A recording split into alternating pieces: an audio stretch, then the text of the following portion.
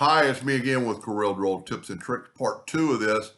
I started thinking there's probably an easier way, or maybe not an easier way, but more that some people might be comfortable with.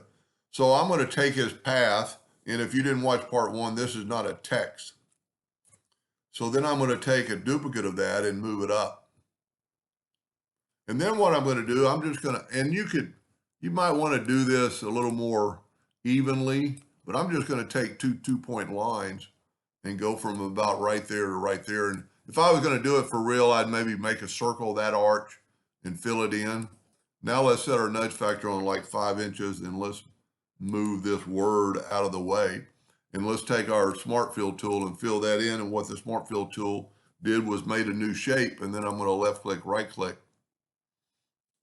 And then I'm going to take my word, and I'm not going to use this envelope tool. I'm going to go up to effects and use this envelope tool.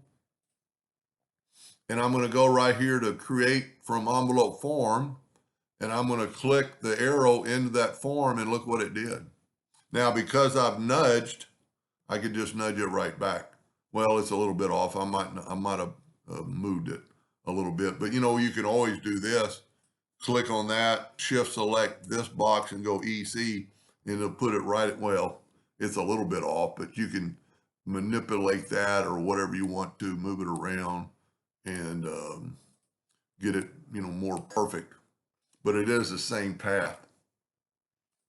Might be a little bit easier for some people and from manipulating nodes and doing some other things.